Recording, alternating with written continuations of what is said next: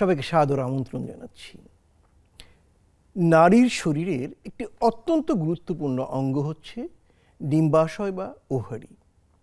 কারণ একটি শিশু, নারী শিশু বয়সন্ধিকালে যখন উপনীত হয়, এই ডিম্বাশয় থেকে একটি বিশেষ ধরনের হরমোন নিঃসৃত হয়, যে হরমোনের কারণে সে একজন পূর্ণ নারীতে রূপান্তরিত হওয়ার প্রক্রিয়ায় পা ফেলে এবং তখন থেকেই তার ডিম্বাশয় বা ওভারিতে ডিম্ব উৎপন্ন হয়। যদি এই ডিম্ব উৎপন্ন বা উৎপাদিত না হতো, তাহলে কিন্তু একজন নারী গর্ভধারণে গর্ভবতী হতে সমর্থ হতো না। তাহলে কি হতো? অর্থাৎ মানুষের সন্তান হওয়াটি বন্ধ হয়ে যেত। মানুষের জীবনের যে স্রোতধারা সেটি প্রবাহমান থাকতো না। সেই যে দুটি পেটের দুপাশে ছোট্ট দুটো অঙ্গ ডিম্বাশয়, আজকে আমাদের আলোচনার বিষয়বস্তু সেই ডিম্বাশয়ের রোগ ব্যাধি। সুপ্রিয় দর্শক, অধ্যাপক ডাক্তার সারিয়া তাসনিম, তিনি স্বনামধন্য স্ত্রীরোগ বিশেষজ্ঞ, ঢাকা কমিউনিটি মেডিকেল কলেজ হাসপাতালে তিনি কর্মরত। আজকে আমাদের আলোচক হিসেবে, অতিথি হিসেবে উপস্থিত রয়েছেন। আপনাকে সুস্বাগত জানাচ্ছি। এবং এই আলোচনায় আপনারাও কিন্তু যুক্ত হতে পারেন পর্দায় দেখানো নম্বরে টেলিফোন করে, অথবা নেক্সাস টেলিভিশন হেলথের ফেসবুক লাইভে গিয়ে, অথবা জুম আইডি ব্যবহার করে আপনারা ডিম্বাশয়ের রোগ ব্যাধি এ সম্পর্কিত কোনো প্রশ্ন করতে পারেন, অথবা সমস্যাও তুলে ধরতে পারেন।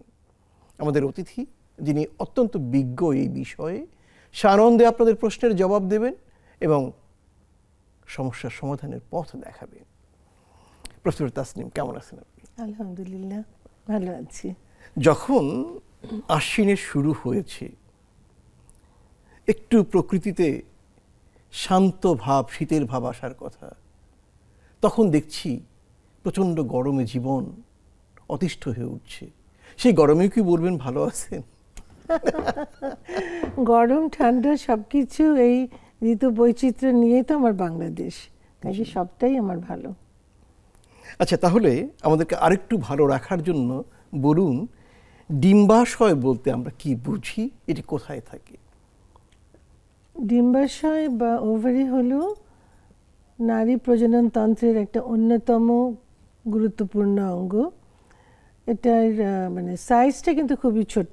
হ্যাঁ, মানে কয়েক সেন্টিমিটার, 10 সেন্টিমিটার মোটামুটি এরকম। হ্যাঁ, এবং এটা আমাদের বস্তি কোটরের মধ্যে বা পেলভিসের মধ্যে থাকে, কোমরের নিচের যে হাড়ের একদম মানে নাভির অনেকখানি নিচে, মানে বস্তি কোটর যেটাকে আমরা বলি বা পেলভিস, সেখানে জরায়ুর পাশে দুপাশে দুটো ডিম্বাশয় থাকে বা ওভারি থাকে। এবং এই ডিম্বাশয়ের প্রধান কাজ হলো দুটো। এক হচ্ছে ডিম্বাণু তৈরি করা, যেটা আপনি বলছিলেন, আরেকটা হলো হরমোন তৈরি করা। এখানে কয়েকটা হরমোন তৈরি হয়। সবচাইতে যেটা গুরুত্বপূর্ণ সেটা হচ্ছে এস্ট্রোজেন হরমোন, যে হরমোনটা কিনা একটা মেয়ের যে মেয়েলি যেসব বৈশিষ্ট্য, নারীর বৈশিষ্ট্য, সেগুলো নির্ধারণ করে। তার মানে ফিজিক্যালি, দৈহিকভাবে যে একজন নারী, তার যে বৈশিষ্ট্যগুলো দেখলে বোঝা যাবে, সেটা কিন্তু হচ্ছে এই এস্ট্রোজেন হরমোনের প্রভাবে। আর ডিম্বাণু যেটা, ডিম্বাণু কিন্তু একদম মানে মায়ের গর্ভে যখন শিশুটি ছিল তখন থেকে কিন্তু একটা নির্দিষ্ট সংখ্যক ডিম্বাণু থাকে। সেটা যতক্ষণ মানে বয়সের সাথে সাথে সেই ডিম্বাণুগুলোর কিছু পোর্শন, কিছু অংশ পরিণত হয়, পরিপূর্ণ ডিম্বাণু তৈরি হয়। হ্যাঁ, তো এই একটা মানে যখন শিশু বয়সে কিন্তু ওভারির যে এই হরমোন তৈরির ফাংশনটা, এই কাজটা কিন্তু সুপ্ত অবস্থায় থাকে, তখন কিন্তু হরমোন ওরকম তৈরি হয় না ডিম্বাশয়। যার জন্য একটা ধরেন একটা 6 বছর বয়সে একটা ছেলে বা মেয়ে খুব একটা আলাদা পার্থক্য করা যাবে না বাইরে থেকে দেখে। হ্যাঁ, কিন্তু যখন 11 বছর, 10 বছর, 11 বছর, তখন থেকে কিন্তু এই ফাংশনগুলো শুরু হয়। এই এস্ট্রোজেন মানে হরমোনটার প্রভাবে প্রথম যে পরিবর্তনটা হয় সেটা হলো যে স্তন বড় হয় বা স্তন গঠন হয়। হ্যাঁ, তারপরে হলো যে বগলের নিচে লোম হওয়া বা পেটের নিচের অংশে যে লোম হওয়া সেটা হবে, এবং ফাইনালি মেনার্কি বা প্রথম মাসিক শুরু হবে। হ্যাঁ, অর্থাৎ ঋতুস্রাবটা শুরু হবে। আচ্ছা, যদি এমন হয় ঘটনাক্রমে ওভারি বা ডিম্বাশয় এই হরমোনটা তৈরি করতে ব্যর্থ হয়, তাহলে কি হবে? তখন তার এই যে পরিবর্তনগুলো, যেটাকে তার মানে বয়ঃসন্ধিকালের যে পরিবর্তন, সেটা হবে না। প্রথম তার যে মানে আমরা যে এক্সটার্নাল মানে সেকেন্ডারি সেক্স ক্যারেক্টার্স বলি, মানে তার বৈশিষ্ট্যগুলো, সেগুলো হবে না। কাজেই তার দৈহিক গঠনের মধ্যে কিছু পরিবর্তন হবে এবং মাসিকও হবে না। হ্যাঁ, আবার মানে এস্ট্রোজেন হরমোন কিন্তু যে একটা শরীরে যে বৃদ্ধি, সেটারও কিন্তু একটা কাজ আছে। তার চামড়ার যে পেলবতা, কমনীয়তা, সেটার জন্য কিন্তু এস্ট্রোজেন। তার মানে আমরা যে কবিতায় বলি নারীর লাবণ্য, না, এর পেছনে এস্ট্রোজেন এক নম্বর হচ্ছে এস্ট্রোজেন। এই হরমোনটা অনেক ভালো হরমোন। জি হ্যাঁ, তারপর আবার একই রকম ভাবে মানে এই হরমোনটা যদি সময় মতন না আসে, তাহলে বললাম যে এই যে শারীরিকভাবে কিন্তু তার মানে গঠনটা মানে পরিপূর্ণ হচ্ছে না, মানসিক গঠনও কিন্তু হবে না। কারণ এই একটা হরমোন কিন্তু আবার অন্য মানে আমরা নিউরোট্রান্সমিটার বলি যে ব্রেনের মধ্যে যে কাজ করবে, সেগুলোকে কিন্তু নিয়ন্ত্রণ করে। একটার সাথে আরেকটার কিন্তু সম্পর্ক আছে। তার মানে কি এই হরমোনটি যখন শরীরে নিঃসরিত হয়, তখন মস্তিষ্কের মধ্যে যে ক্রিয়াকর্মগুলো হয়, সেগুলোর দ্বারাই কি একজন নারী তার নারী সুলভ ভাবনায় উদ্বুদ্ধ হয়? কিছুটা। কারণ যে মানে ছেলেদের জন্য যেমন টেস্টোস্টেরন, ছেলেদের মানে চারিত্রিক বৈশিষ্ট্য মানে দৈহিক যে বৈশিষ্ট্য, সেটা যেমন টেস্টোস্টেরন নির্ধারণ করে, তার চারিত্রিক বৈশিষ্ট্যও কিন্তু তার মানসিক গঠনেও কিন্তু এই হরমোনগুলোর কিছু ইন্টারপ্লে আছে। কিন্তু দুটো হরমোনের পার্থক্য হচ্ছে, ছেলেদের হরমোনটা একটা সুন্দর বালককে একটা ঝোপঝাড়ের মতো মানুষে তৈরি করে, আর নারীদের হরমোনটা একটি চমৎকার বালিকাকে অপূর্ব লাবণ্যময়ী একটি সৌন্দর্য তৈরি করে। যে মানে যে লিঙ্গের যেটা সৌন্দর্য, সেই লিঙ্গের যে স্পেসিফিক হরমোন, সেটা কিন্তু সেই কাজটাই করে। আপনি বলছেন জঙ্গল, কিন্তু সেটা একটা পুরুষের সৌন্দর্যের ধারণাটা বা তার যে মাপকাঠিটা, সেটা নিশ্চয়ই এটা মেয়ের মতন হবে না। যেহেতু পার্থক্য হতেই হবে। একজন দর্শক আছেন আমাদের সাথে। কে আছেন আমাদের সাথে, প্রিয় দর্শক? আসসালাম। হ্যাঁ, আচ্ছা, আমি ম্যাডামের সাথে কথা বলতে চাই। জি বলুন। জি বলুন। আমার বয়স 38। এখন আমি যে বাচ্চা নিতে করতেছি আর কি, তো 1 বছর ধরে চেষ্টা করতেছি, হইতেছে না। পরে ডাক্তার দেখাইছি, দেখানোর পরে বলছে ডিম্বাণু কম। আচ্ছা, ডিম্বাণু কম। এখন আবার মেন্সের সমস্যা, যে মেন্স হইলে আগে থাকতো 7 দিন, এখন হয় 2-3 দিন। আমার বয়স 38। আচ্ছা, আপনি আপনার টেলিভিশনের শব্দ বা ভলিউম কমিয়ে কথা বললে আমরা স্পষ্ট শুনতে পাবো।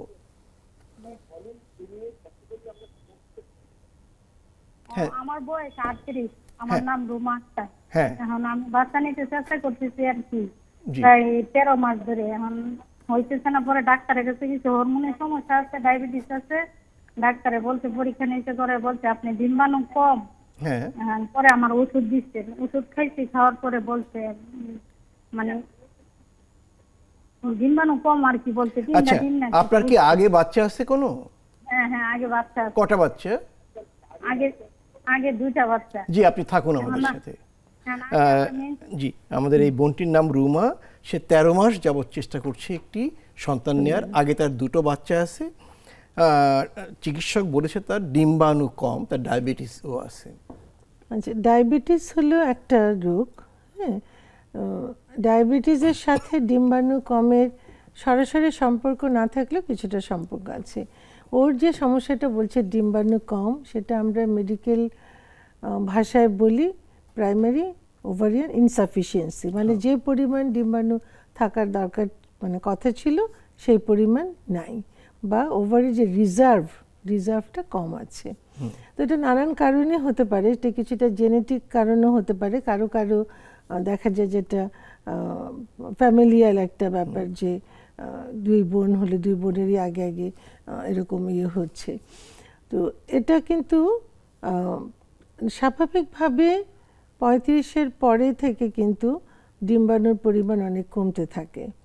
যদিও মানে মাসিক বন্ধ হয়ে যায় 50-এর কাছাকাছি, 45 বা 50-এ, কিন্তু কারো কারো আরও আগেও হতে পারে। মানে জন্মের সময় যে পরিমাণ ডিম্বাণুর রিজার্ভ থাকে, তার প্রতিটা যখন মাসিক শুরু হলো তখন প্রত্যেক মানে মাসিকের চক্রের সময় কয়েকটা করে ডিম্বাণু কিন্তু পরিপক্ক হওয়া শুরু হয়। একটা পরিপক্ক হয়ে ওভুলেশন হয় বা ডিম্বস্ফোটন হয়, বাকিগুলো কিন্তু ঝরে যায়। এইভাবে কিন্তু কমতে থাকে। এখন কারো কারো ক্ষেত্রে কিন্তু হয়তো এই মানে রেটটা বা এই ডিম্বাণুর পরিমাণ কমার হারটা বেশি, তাহলে তাদের ক্ষেত্রে কিন্তু বয়সের আগে মানে ডিম্বাণু যে বয়সে শেষ হয়ে যাওয়ার কথা তার আগেই কমে যেতে পারে, শেষ হয়ে যেতে পারে। এই ক্ষেত্রে তো আমাদের এই বোনটি যদি বাচ্চা নিতে চায় তাহলে অন্য কোনো পদ্ধতি রয়েছে কি? হ্যাঁ, মানে এখানে মানে প্রথমত হলো ওষুধ দিয়ে তার ডিম্বাশয়টাকে আরেকটু মানে স্টিমুলেশন দেওয়া যেতে পারে, যেটাকে আমরা ওভুলেশন ইন্ডাকশন বলি, সেটা করা যেতে পারে। আবার যদি ডিম্বাশয়ের মানে পরিমাণটা ডিম্বাণুর খুবই কম হয়, তাহলে এখন যে টেস্ট টিউব বেবি বা আর্টিফিশিয়াল মানে রিপ্রোডাক্টিভ টেকনিক যেগুলো আছে, যে ঠিক পার্টিকুলারলি একটা ডিম্বাণু কালেক্ট করা হবে এবং সেটা শুক্রাণুর সাথে মিলিয়ে দেওয়া হবে, বাইরে এনে করা হবে। তাতে ডিম্বাণুর পরিমাণ কম থাকলেও অসুবিধা নেই, কারণ একটা ডিম্বাণুই তো দরকার ফার্টিলাইজেশন করার জন্য বা নিষিক্ত করার জন্য, তাহলে সেটা করা যেতে পারে। মানে ডিম্বাণুর পরিমাণ কম আছে, এটা এখনো এটার বিভিন্ন রকম চিকিৎসাও কিন্তু আছে।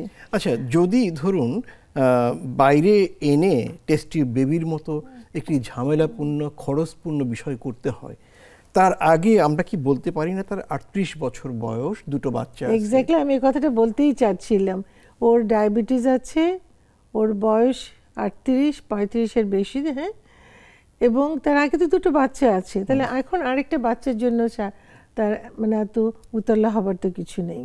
যদিও অবশ্য মানে আমার কয়টা বাচ্চা থাকবে বা আমি কয়টা বাচ্চা নিতে চাই সেটা আমার সিদ্ধান্ত, আমার ইচ্ছা। মানে আমি যদি বলি সেটা হয়তো খুব ভালোভাবে নেবে না, কিন্তু চিকিৎসক হিসেবে কিন্তু আমি বলতেই পারি যে তার আর বাচ্চা নেওয়ার মানে চেষ্টা করাটা উচিত নয়।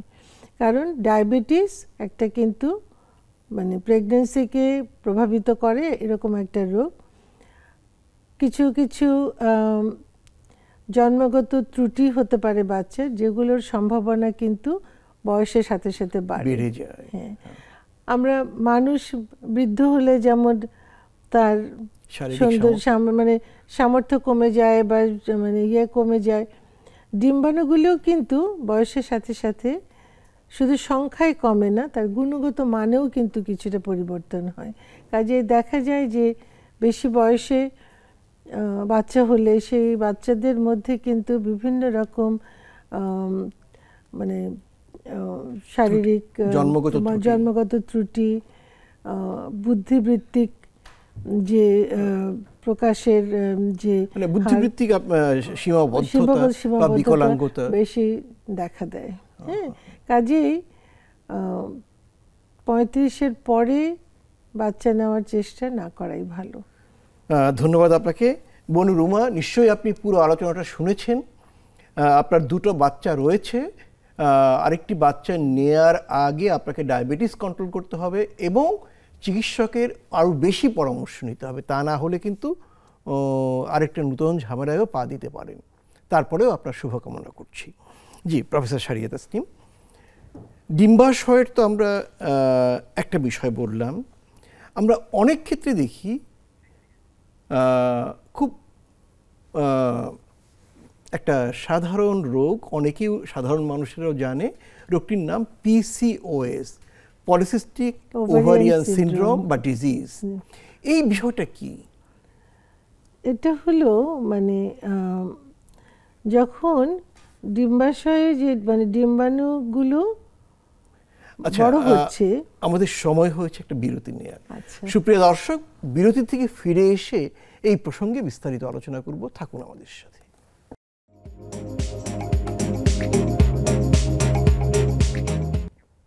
সুপ্রিয় দর্শক, ডিম্বাশয়ের রোগ ব্যাধি নিয়ে আমরা কথা বলছি অধ্যাপক ডাক্তার সারিয়া তাসনিমের সাথে। যেমনটি আমরা বিরতির আগে আলোচনা করছিলাম PCOS অর্থাৎ পলিসিস্টিক ওভারিয়ান ডিজিজ বা সিনড্রোম এই বিষয়ে। জি হ্যাঁ, যেটা আমি বলছিলাম যে পিসিও এই শব্দটা এখন অনেকের কাছে খুব পরিচিত হয়েছে এবং এটাকে আমি খুব পজিটিভ মনে করি। এই জন্য এটা পজিটিভ, যেটা কিন্তু খুব কমন একটা রোগ। মানে এটা যে কোনো বয়সে হতে পারে, কিন্তু বেশিরভাগ কিন্তু মানে অ্যাডোলেসেন্টদের মানে কিশোরীদের মধ্যে বেশি দেখা যায়, কিশোরী এবং যুবতীদের। হ্যাঁ, এখানে সমস্যাটা যেটা সেটা হলো যে এই ডিম্বাশয়গুলো মানে ডিম্বাশয় যে ডিম্বাণুগুলো পরিপক্ক হচ্ছে কিন্তু পুরোপুরি পরিপক্ক হচ্ছে না, বের হয়ে আসতে পারছে না। তো এখানে কিন্তু এই হরমোনের কিছু ইমব্যালেন্স আছে, মানে অতিরিক্ত এস্ট্রোজেন এটাকে বড় করছে, কিন্তু ওই ডিম্বাশয়ের মানে যে ওয়ালটা আছে সেটা দিয়ে যেটা বের হয়ে আসবে, ওভুলেশন হবে বা ডিম্বস্ফুটন হবে, সেটা হতে পারছে না। তার ফলে ওখানে যে ইয়েগুলো একটা ডিম্বাশয়ের মধ্যে যে ফ্লুইডগুলো জমে যাচ্ছে সেগুলো ছোট ছোট সিস্টের মতন বা টিউমারের মতন তৈরি হচ্ছে। হ্যাঁ, ছোট ছোট মানে খুবই ছোট ছোট, কিন্তু একটা পানি ভরা একটা থলির মতন হয়ে থাকছে। তাহলে ডিম্বাণু কিন্তু আছে, কিছু দূর পরিপক্ক হয়েছে, পূর্ণ পরিপক্ক হয়নি, ওভুলেশন হয়নি। তার মানে তার কিন্তু মাসিক যে চক্র সেটা যে স্বাভাবিক একটা গতি আছে, যে প্রত্যেক মাসে হবে, কয়দিন থাকবে, হ্যাঁ, সেটা কিন্তু মানে মেনটেন হয় না। হ্যাঁ, এবং তাদের ওভুলেশন না হলে পারে কিন্তু মানে গর্ভধারণা হবে না। হ্যাঁ, আচ্ছা, এই ক্ষেত্রে একটু বলবেন কি, যাদের যেসব কিশোরী তরুণী বা যুবতীর এই সমস্যাটি হয় তাদের কি ওজন বেড়ে যায়? হ্যাঁ, ওজন বেড়ে যায়, বা সবসময় যে শুধু মানে দেখা যায় যে যাদের একটু ওজন বেশি তাদের পিসিও হওয়ার সম্ভাবনা বেশি। আবার পিসিও হওয়ার জন্য কিন্তু ওজন বেড়ে যেতে পারে। কারণ পিসিওতে একটা ইয়ে হলো যে শরীরে যে ইনসুলিন সেটা ঠিক মতন কাজ করতে পারে না, তখন তাদের কিন্তু অন্যান্য মানে এন্ডোক্রাইন যে প্রবলেমগুলো সেগুলো কিন্তু বেশি হতে পারে। থাইরয়েড হতে পারে, বা থাইরয়েড একই সঙ্গে থাইরয়েডের প্রবলেমও ছিল, এটাও ডিম্বাশয়ের সমস্যাটা একসঙ্গেও হতে পারে। ডায়াবেটিস হওয়ার সম্ভাবনা বেশি থাকে, এবং তাদের তখন এই মানে এস্ট্রোজেনটা ঠিকভাবে কাজ করতে পারছে না। অন্য যে অ্যান্ড্রোজেনিক যে হরমোনগুলো মানে ছেলেদের বৈশিষ্ট্য হয় যে হরমোনগুলো, সেগুলোর আধিক্য দেখা দেয়। আচ্ছা, সেক্ষেত্রে কি এদিকে মানে অবাঞ্ছিত লোম হতে পারে, গোফের মতন, গাড়ির মতন, তারপরে তার মানে বুকে লোম হতে পারে, যেটাকে আমরা হার্সিডিজম বলি, মানে যেখানে কোনো লোম থাকার কথা নয় মেয়েদের সেখানে হচ্ছে। সেটা কিন্তু একটা মানে কসমেটিক একটা প্রবলেম কিন্তু, তাই না? সেটাও আছে। তারপরে হলো যে যাদের পিসিও থাকে, আমি বলেছি যে তাদের ডিম্বস্ফুটন হলো না, মাসিকের দেখা যাবে যে কয়েক মাস ধরে মাসিক হচ্ছে না, আবার একবার শুরু হলে আর বন্ধ হচ্ছে না, মানে হ্যাঁ, মানে একটা খুব অনিয়মের মধ্যে থাকে। তো এগুলো কিন্তু মানে ওষুধ খাওয়া ছাড়াও কিছু কিছু অভ্যাসের পরিবর্তনের মাধ্যমে কিন্তু অনেকাংশে এটা নিয়ন্ত্রণ করা যায়।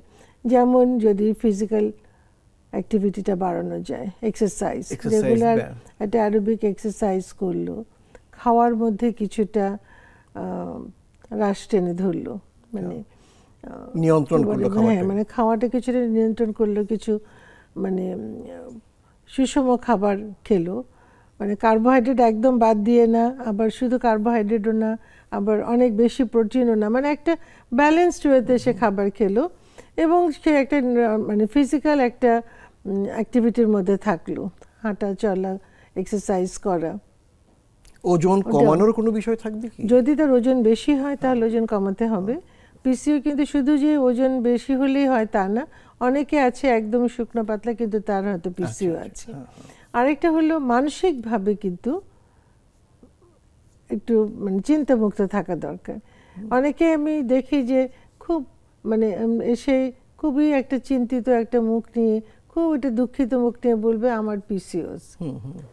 তা আমি তাকে সবসময় বলি তোমার পিসিওস আছে কি নাই সেটা আমি পরে দেখবো, তুমি বলো তোমার সমস্যাটা কি, তুমি কি অসুবিধা ফিল করছো। হ্যাঁ, তাহলে কিন্তু বোঝা যাবে তার হয়তো ওরকম কিছু অত বেশি সমস্যা নয়। কিন্তু ওই যে কথাটা শুনে আর ওই গুগলের কাছ থেকে জেনে জেনে তো আরও মানে চিন্তাটা আরও বাড়িয়ে ফেলে, তাতে কিন্তু আমাদের শারীরিক সব প্রক্রিয়া বা শরীরবৃত্তীয় ও ফিজিওলজিক্যাল যে প্রক্রিয়াগুলো সেগুলো কিন্তু একটার সাথে একটা সম্পর্কিত। আচ্ছা, এক্ষেত্রে কি আপনি বলবেন যে কোনো রোগ হোক চিকিৎসকের সাথে পরামর্শের আগে গুগল দেখে সিদ্ধান্ত নেওয়া উচিত না? এটা কি? অবশ্যই উচিত নয়।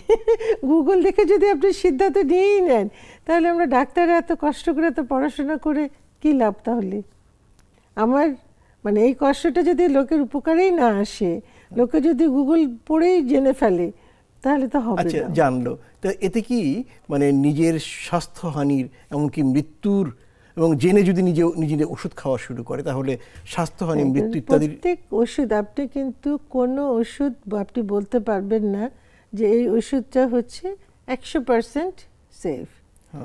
হ্যাঁ, মানে একদম মানে সবচেয়ে মানে সহজলভ্য যে ওষুধ মনে করেন প্যারাসিটামল, নাই তেমন মানে পার্শ্ব প্রতিক্রিয়া অতটা নাই, বা এটা খুবই সেফ, সবসময় আপনি খেতে পারেন। কিন্তু আপনি যদি প্রয়োজনের অতিরিক্ত খান, অর্থাৎ 4 গ্রামের বেশি, অনেক বেশি যদি পরিমাণে খান, অনেক বেশি দিন ধরে খান, মাথা ব্যথা হতে পারলো কি পারলো না, খেয়ে নিলেন যে একটা না দুটো খেয়ে নিলাম, তাহলে কি হবে? লিভারটা হারাতে হবে। এখন আপনি বলবেন যে প্যারাসিটামল হচ্ছে একটা খারাপ ওষুধ, লিভার নষ্ট করে? না, সেটি অবশ্যই না। তাহলে আপনাকে মাত্রাটা ঠিক করতে হবে এবং আপনি খাবেন কিনা, এটা প্রয়োজন আছে কিনা সেটা কিন্তু নির্ধারণ করতে হবে। আপনি গুগল পড়ে জানলেন আর ইয়ে করে ফেললেন তাহলে তো হলো না। এটা জেনে তাহলে তো একটা ব্যাপার হবে, নিজের মৃত্যু নিজের ডেকে আনা হবে, তাই তো? আত্মহত্যা বলতে চান? আচ্ছা, এরপরে আমরা খুব অনেক আলোচিত একটি রোগ, সেটি হচ্ছে ডিম্বাশয়ের ক্যান্সার বা টিউমার। এটি কি রোগ, কেমন লক্ষণ থাকে, কি চিকিৎসা? মানে ডিম্বাশয়ের ক্যান্সার কিন্তু আসলে খুবই খারাপ। কেন খারাপ বলছি? কারণ এর মানে সিমটম হওয়ার সম্ভাবনা খুবই কম, মানে নীরবে। হ্যাঁ, মানে বেশিরভাগ ক্ষেত্রেই কিন্তু ওভারিয়ান ক্যান্সার, যেটা ডিম্বাশয়ের ক্যান্সার, সেটা যে পর্যায়ে ধরা পড়ে তখন খুব একটা বেশি চিকিৎসা করার মতন ব্যাপার থাকে না। এই জন্যই কিন্তু ওভারিয়ান ক্যান্সারটা মানে বেশি ঝুঁকিপূর্ণ বা বেশি খারাপ ইন এ সেন্স। আরেকটা জিনিস হলো যে এটার কোনো স্ক্রিনিং প্রোগ্রাম নাই, মানে ওভারিয়ান ক্যান্সার এমন কোনো বিষয় নাই যে এটা পরীক্ষা রেগুলার যদি আপনি পরীক্ষা করেন তাহলে আর্লি ডিটেক্ট করতে পারবেন যে হচ্ছে কিনা, এরকম কিন্তু নাই। যেমন মানে ব্রেস্ট ক্যান্সার আপনি, আমরা যে বলি যে সেলফ ব্রেস্ট এক্সামিনেশন, মহিলা নিজে প্রত্যেক মাসে তার নিজে ব্রেস্ট এক্সামিন করে দেবে কোনো চাকা আছে কিনা, কোনো ইয়ে আছে কিনা, সেটা হতে পারে। জরায়ুমুখী ক্যান্সারের ভায়া টেস্ট বা এরকম কিছু আছে, কিন্তু ওভারিয়ান ক্যান্সারের এরকম কোনো পরীক্ষা নেই যেটা করে যে ঠিক আছে আমি 2 বছর পরে বা 5 বছর পরে পরে করব, তাহলে দেখা যাবে যে হচ্ছে কিনা। যার জন্য এটাতে সাধারণত অনেক দেরি, মানে যখন ধরা পড়ে তখন দেখা যায় যে অনেক দেরি হয়ে গেছে। তো মেইন যেটাতে ধরা পড়ে সেটা হলো চাকা হওয়া। হ্যাঁ, তো ওভারিয়ান মানে যে কোনো রকম টিউমার হলেই কিন্তু ওটা বড় হবে, বড় হলে একটা চাকা পাওয়া যাবে। তখন চাকা পাওয়া গেলে বা ওভারিয়ান টিউমার হলেই যে সেটা ক্যান্সার তা নয়, অনেকগুলো আছে ক্যান্সার নয়, একদম বিনাইন। যেটাকে সিস্ট বলা হয় সেটা কি? মানে সিস্ট মানে হলো যেখানে পানির মতন কিছু আছে, মানে লিকুইড কিছু আছে। একটা থলের মধ্যে যদি লিকুইডের মতন থাকে, মানে সিক্রেশন থাকে, সেটাকে আমরা সিস্ট বলি। এটা কি ক্যান্সার হতে পারে? এটাতে ক্যান্সার হতে পারে। মানে সিস্ট যেমন ওভারির যে বাইরের ওয়াল, সেখানে যে ক্যান্সারগুলো হয়, সিরাস সিস্ট অ্যাডিনোমা বা মিউসিনাস সিস্ট অ্যাডিনোমা, এগুলোর মধ্যে কিন্তু মানে লিকুইড থাকে। কিন্তু এটা যখন মানে ম্যালিগনেন্সির দিকে যায়, ক্যান্সারের দিকে যায়, তখন এটার নাম হয়ে যাবে সিরাস সিস্ট অ্যাডিনোকার্সিনোমা। আচ্ছা, তার মানে ওভারিতে বা ডিম্বাশয়ে যে কোনো কিছুই হোক না কেন, পানি ভরা থলে অথবা সলিড যদিও হয়, মানে সলিড হলেই যে ক্যান্সার হবে তা নয়, আবার মানে সিস্টিক হলেই, মানে ভিতরে পানি থাকলে যে সেটা বিনাইন ক্যান্সার নয় তাও বলা যাবে। কিন্তু সবটাই তো গুরুত্ব সমান দিতে হবে, সমানভাবে গুরুত্ব দিয়ে। মানে ওভারিয়ান টিউমার আপনার প্রথমেই হলো যে সেটাকে অপারেশন করে ফেলে দিতে হবে, তারপরে বায়োপসি করে দেখতে হবে। তবে অবশ্য মানে যে কোনো সাইজ হলেই যে আপনি অপারেশনে যাবেন তা নয়। একটা কিন্তু খুব বাজে ব্যাপার হলো যে আল্ট্রাসোনোগ্রাফি করে বললো যে ওভারিতে একটা সিস্ট আছে, মনে করেন 3 সেন্টিমিটার বাই 2 সেন্টিমিটার এরকম সিস্ট আছে। তাহলে কত সেন্টিমিটার হলে অপারেশনের কথা ভাববো? 8 সেন্টিমিটার, 8 সেন্টিমিটার, 5 থেকে 8 সেন্টিমিটার। তবে এটার সাথে আমার কথা আছে যে যদি আমার অন্য কোনো উপসর্গও থাকে, অনেক সময় কিন্তু ওভারির এই টিউমারটা এরকম প্যাঁচ খেতে পারে, টর্শন বলি আমরা। হঠাৎ করে খুব তীব্র ব্যথা হলো, হ্যাঁ, ব্যথাটা যদি পারসিস্ট করে তার মানে প্যাঁচটা কন্টিনিউয়াস আছে, তখন কিন্তু সঙ্গে সঙ্গে অপারেশন না করলে হয়তো ওভারিটা পুরোটা নষ্ট হয়ে যেতে পারে, পচে যেতে পারে। কেমন?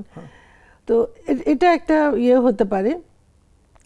আবার মানে এরকম যদি সিমটম থাকে তাহলে আপনি 8 সেন্টিমিটার না হলেও আপনি অপারেশন করবেন। আচ্ছা, এরকম যে প্যাঁচ খেলো এর প্রধানতম লক্ষণ কি থাকবে? ব্যথা। ব্যথা কি তীব্র না কম? তীব্র ব্যথা, তীব্র ব্যথা, অসহনীয়, কিছু সময়ের জন্য তো অসহনীয়। হ্যাঁ, তো অনেক সময় কিন্তু দেখা যায় কি মানে অ্যাপেন্ডিসাইটিসের সাথে কিন্তু খুব মিল মানে ভুল হতে পারে। হ্যাঁ, এটা নিয়ে, কারণ ওই অ্যাপেন্ডিক্সও তো এরকম পেলভিসে থাকে, ডান দিকে থাকে। কাজেই কারো যদি ডান দিকের ওভারিতে মানে ইয়ে হয়, ব্যথা হয়, কিন্তু সে মানে মনে হবে যে বোধহয় অ্যাপেন্ডিসাইটিস। তাহলে কোন পরীক্ষা দ্বারা এটাকে আমরা বুঝতে পারবো? একটা হলো অ্যাপেন্ডিসাইটিস হচ্ছে ডান দিকে একটা পার্টিকুলার জায়গাতে চাপ দিলে সেরকম ব্যথা পাবে, সাথে অনেক সময় বমি থাকে। আর ওভারিয়ান ঈদ হলে পারে অনেক সময় সে আগে থেকে জানে যে তার একটা সিস্ট আছে, অথবা কিছুই জানতো না, হঠাৎ করে খুব তীব্র ব্যথা হলো। এবং আমি বললামই যে অনেক সময় কিন্তু এটা ডায়াগনোসিস করতে ভুল হতে পারে। মানে আল্ট্রাসোনোগ্রাম করা হয়, আল্ট্রাসোনোগ্রাফিতে ওভারিয়ান সিস্ট এটা বলতে পারে। অনেক সময় অ্যাপেন্ডিক্সটা ইনফ্লামেশন আছে বা ফুলে আছে এটা বলতে পারে, সব সময় কিন্তু বলতে পারবে না। মানে আল্ট্রাসোনোগ্রাফিক্যালিও কিন্তু ভুল হতে পারে, বললে ওভারি খুলে দেখা গেল যে এটা অ্যাপেন্ডিক্স, বা অ্যাপেন্ডিসাইটিস বলে খুলে দেখা গেল যে ওভারি। খুলে দেখা মানে হচ্ছে পেটটাকে অপারেশন করে ফাঁকা করা। আপনারা এত সহজে বলেন যে আমরা চমকে উঠি, খুলে দেখা গেল। সরি যদি ভয় পাইয়ে থাকি, কিন্তু আসলে মানে যে সমস্যার জন্য অপারেশন লাগবে সেটাকে কিন্তু সহজভাবেই নিতে হবে, তাই না? অনেক ধন্যবাদ আপনাকে। প্রিয় দর্শক, আবারও সময় হলো একটা ছোট্ট বিরতি নেওয়ার, সঙ্গেই থাকুন, দ্রুত ফিরে আসবো।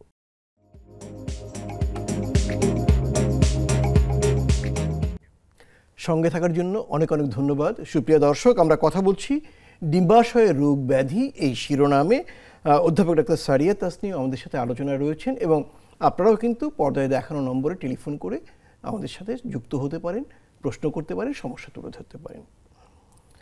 প্রফেসর তাসনিম, আমরা ওভারির বা ডিম্বাশয়ের ক্যান্সার নিয়ে কথা বললাম, সিস্ট নিয়ে কথা বললাম, এবং আপনি যেটা বললেন সেটা হলো যে অপারেশন ব্যতীত এটিকে সরাসরি বোঝার আর কোনো মানে পদ্ধতি না, মানে বোঝার পদ্ধতি নাই আমি সেটা বলিনি। আমি বলছি যে মানে অনেক সময় কিন্তু মানে কনফিউশন হতে পারে। হ্যাঁ, কিন্তু আপনি ওভারিতে কোনো আছে কিনা, টিউমার আছে কিনা, সেটা তো আলট্রাসোনোগ্রাফি করলে আপনি বুঝতে পারবেন।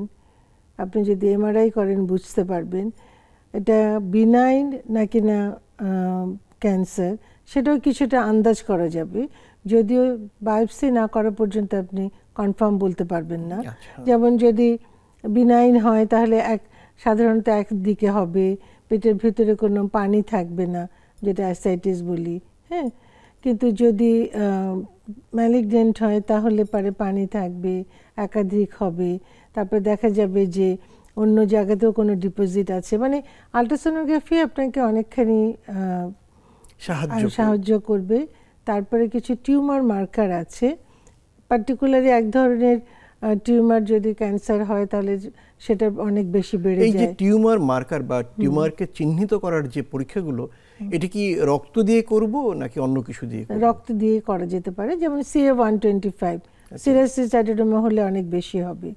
যদি মানে 19-9 সেটা, মানে এরকম প্রত্যেকটার জন্য কিন্তু মানে এক একটা টিউমার মার্কার আছে, সেটা দিয়ে কিন্তু আপনি মানে ধারণা করতে পারেন। আচ্ছা, একটা বিষয় জানার আমার, সেটি হলো যে একজন নারীর ডিম্বাশয়ের ক্যান্সার হলো, তো ক্যান্সার হওয়া মানেই কি মৃত্যুবরণ করা তার?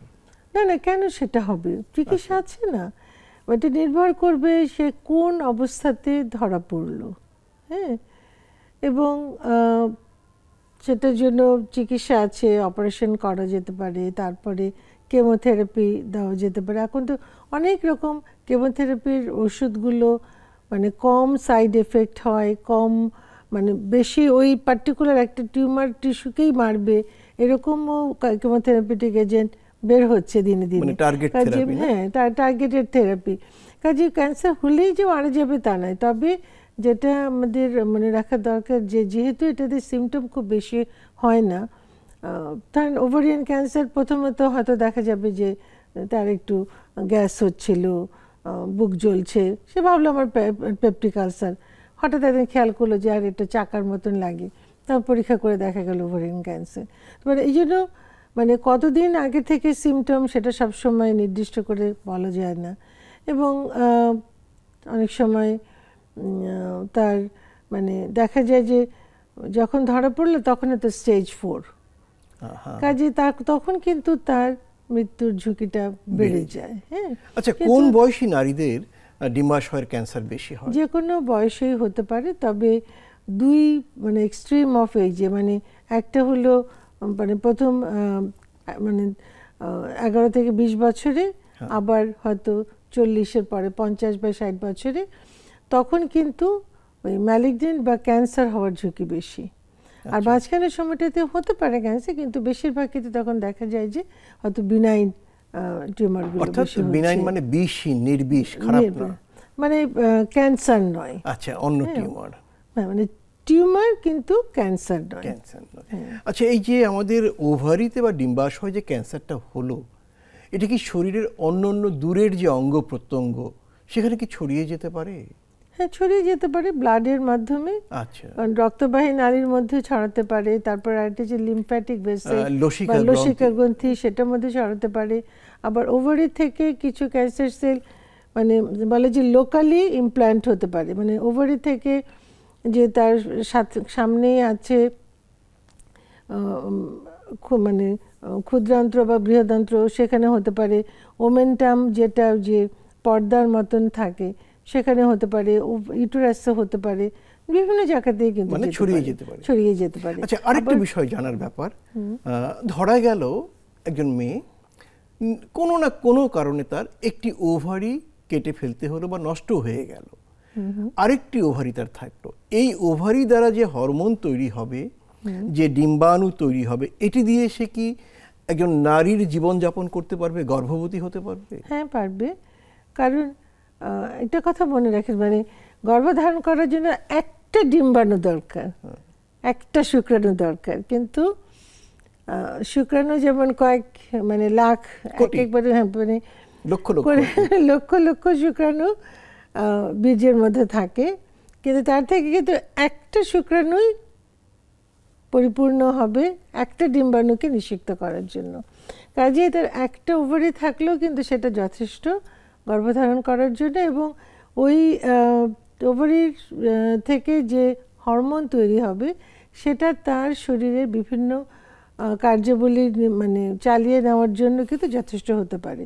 কারণ হরমোনের সোর্স কিন্তু শুধুমাত্র ওভারি নয়, অন্যান্য জায়গা থেকে, যেমন অ্যাড্রিনাল গ্ল্যান্ড বলে একটা গ্ল্যান্ড আছে, সেখান থেকেও কিছু হরমোন তৈরি হয়। তারপরে আমাদের শরীরে যে ফ্যাট সেলগুলি থাকে, হ্যাঁ, সেখান থেকেও কিছু হরমোন তৈরি হয়। কাজে হরমোন তৈরির কিন্তু আরও সোর্স আছে, কিন্তু ডিম্বাশয় হচ্ছে নাম্বার 1 সোর্স। হ্যাঁ, কাজে একটা ওভারে যদি কোনো কারণে অপারেশন করে ফেলতে হয় বা সেটা কার্যকর থাকছে না, আরেকটা থাকলেও সেটা দিয়েও কাজ হতে পারে। অর্থাৎ আমরা বলতে পারি যেসব নারীর দুর্ঘটনাবশত বা কোনো কারণে একটি ডিম্বাশয় নষ্ট হয়ে গিয়েছে, তাদের দুশ্চিন্তিত হওয়ার ন্যূনতম কোনো কারণ নেই। না। আচ্ছা, আরেকটা বিষয় দেখা যায়, একজন নারী তার দুটো ডিম্বাশয় রয়েছে, সে তার প্রতি মাসে ঋতুস্রাব হচ্ছে ইত্যাদি, কিন্তু 45, 46 বা 47-এর পরে তার ঋতুস্রাব বন্ধ হয়ে গেল, তখন কি তার ওভারিও নষ্ট হয়ে যায়? ওভারিটা তো নষ্ট হওয়ার কোনো কিছু নয়। আচ্ছা, হ্যাঁ, মানে ওভারির ফাংশনটা শেষ হয়ে যায়। আচ্ছা আচ্ছা, মানে তার কাজটা শেষ হয়ে গেল। কোন কাজটা শেষ হয়ে গেল? হরমোন তৈরির কাজটা শেষ হয়ে গেল। মানে হরমোন তৈরির কাজটা কিন্তু পুরোপুরি যে শেষ হলো তা কিন্তু না। মানে মাসিক বন্ধ হওয়া মানে তার যে ডিম্বাণুর যে রিজার্ভটা ছিল সেটা শেষ হয়ে গেছে, তার মিশনটা শেষ হয়ে গেল। হ্যাঁ, একটা। কিন্তু আরেকটা যে হরমোন তৈরি করা, সেটা কিন্তু মাসিক বন্ধ হয়ে যাওয়ার পরও অনেক বছর পর্যন্ত সচল থাকবে। কারণ ওই হরমোনটা কিন্তু তার এই যে হাড়ের ক্ষয় রোধ করা, সেটার জন্য কিন্তু দরকার। হ্যাঁ, তারপরে তার যে মানে যৌনাঙ্গের যে অন্য অন্য ফাংশন তৈরি করার রাখার জন্য, হ্যাঁ, দৈহিক সম্পর্ক ঠিক রাখার জন্য যে ওখানে কিন্তু এই হরমোনের প্রয়োজন আছে। এবং ওভারিটা অনেক দিন পর্যন্ত, মানে 40 বছরের পরেও আরও 10-20 বছর ধরে কিন্তু ওখান থেকে হরমোন আসতেই থাকে। কাজেই তার একটা ফাংশন বন্ধ হয়ে গেল, যে মাসিক বন্ধ হয়ে গেছে, কিন্তু তার মানে এই নয় যে তার হরমোন প্রোডাকশন পুরোপুরি সঙ্গে সঙ্গে চলে গিয়েছে, তা কিন্তু না। অর্থাৎ এটি চলমান থাকবে, তবে সন্তান হওয়ার ক্ষমতাটা আর থাকবে না, সন্তান নেয়ার ক্ষমতাটা।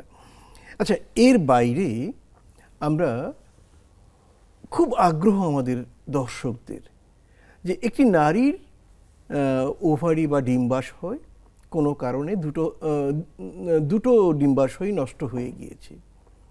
যেমন কিডনি বদলানো যায়, লিভার ট্রান্সপ্লান্ট বা বদলানো যায়, তেমনি ওভারি বা ডিম্বাশয় বদলানো যায় কিনা সেটা এখনো পর্যন্ত মানে ওভারি ট্রান্সপ্লান্টেশন সেরকম কোনো প্রযুক্তির গবেষণা এরকম করা হয়নি। মানে কিন্তু আসলে ওভারির এই যে হরমোন রিপ্লেসমেন্ট থেরাপি কিন্তু আছে। মানে ওভারি থেকে হরমোন আসছে না, তাহলে সেই হরমোনটা কিন্তু আমি বাইরে থেকে সাপ্লাই দিতে পারি। আচ্ছা, আমরা কখনো কখনো দেখি 60 বছর বা তদূর্ধ্ব নারী একদম তরুণীর মতো ফুরফুরে একটা চেহারা নিয়ে ঘুরছে। এক্ষেত্রে হরমোন থেরাপির কোনো ভূমিকা আছে কি? অবশ্যই। কিরকম সেটা? কারণ হরমোন মানে কি, যে এস্ট্রোজেনটা দরকার, তাহলে আপনি তো এস্ট্রোজেনের তাকে ট্যাবলেট দিতে পারেন, প্যাচ দিতে পারেন, মানে এস্ট্রোজেন প্রিপারেশন অনেক রকম আছে, সেটা তাকে দেওয়া যেতে পারে। তারপর যে এস্ট্রোজেন আবার একলা কাজ করলে কিন্তু অনেক রকম আবার সাইড এফেক্ট আছে। তার সাথে আপনি প্রোজেস্টেরন হরমোন দিলেন। 60 বছর বয়সে কিন্তু আসলে তরুণী বানানো যাবে না, কিন্তু একটু ভালো রাখা যাবে। মানে আপনি 60কে 40 আনা যাবে, 40 আনা যাবে। দারুণ ব্যাপার। কিন্তু একটা বিষয় আমাকে বলুন তো, আমরা জানি প্রকৃতি তার নিয়মের ব্যতিক্রম ঘটালে সে প্রতিশোধ নেয়। তো যদি আপনি 60-এর রমণীকে, নারীকে হরমোন থেরাপি দিয়ে 40-এ আনেন, এ কারণে সেই নারীটির শরীরে কোনো অসুখ বা রোগ হওয়ার সম্ভাবনা থাকে কি? অবশ্যই থাকবে। সেটা কেমন? আপনি কেন মানে 60কে আপনি 40 বানাবেন সেটা আমাকে বলেন। 60-এর কি আলাদা একটা সৌন্দর্য নাই? আছে। তাহলে আপনাকে কিন্তু প্রকৃতির সাথে যাওয়াই ভালো। আচ্ছা, এখন যেটা আমি বলছিলাম যে আমাদের হরমোন রিপ্লেসমেন্ট কিন্তু করতে হবে বিশেষ বিশেষ প্রয়োজনে। কারো পেশাবের জন্য খুব অসুবিধা হচ্ছে পেশাব করতে, তার কিডনি এবং ব্লাডার বা এই অঙ্গগুলিতে এস্ট্রোজেনের যে পজিটিভ এফেক্ট আছে সেটা নাই, অসুবিধা হচ্ছে, তখন আপনি তাকে সেই পরিমাণ হরমোন দিলেন। কেমন? ঠিক সেই রকম আর কি, মানে তার যেখানে প্রয়োজন যতটুকুন সেটা দিলেন।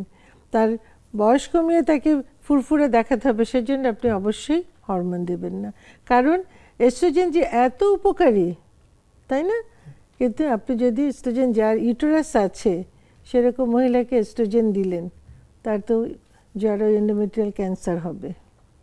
তার মানে অপপ্রয়োগ করা যাবে না। অপপ্রয়োগ করা যাবে না, এটা অপপ্রয়োগের জিনিস। অনেক অনেক ধন্যবাদ চমৎকার, প্রাণবন্ত এবং তথ্য সমৃদ্ধ আলোচনার জন্য। সুপ্রিয় দর্শক, আমরা একেবারে শেষ প্রান্তে। আমাদের এই আলোচনায় থেকে একটা ব্যাপার নিশ্চয়ই বুঝতে পেরেছেন, সেটি হলো নারীর শরীর প্রকৃতির মতো। একটা সময় সে বিকাশ উন্মুখ হয়, বিকশিত হয়, সন্তান ধারণের জন্য উপযুক্ত হয় এবং ডিম্বাণু তৈরি করে। আবার প্রকৃতির নিয়মে একটি সময়ে সেই ডিম্বাণু তৈরির কাজটি শেষ হয়ে যায়। এর পেছনে মূলত যে অঙ্গটি কাজ করে তার নাম ডিম্বাশয়। এবং যদি ডিম্বাশয় ভালো থাকে, আমাদের নারীরা ভালো থাকবে, চমৎকার সন্তান আমাদের উপহার দেবে এবং পৃথিবীকে গতিময় রাখবে। আর যদি নারীরা ভালো না থাকে, তাহলে কিন্তু ভবিষ্যৎ প্রজন্মও ভালো থাকবে না। তাই আপনি যেমন নিজের যত্ন নেবেন, তার চেয়ে বেশি যত্ন নেবেন আপনার সঙ্গিনী নারীটির। ভালো থাকুন, সবার জন্য নিরন্তর শুভকামনা রইল।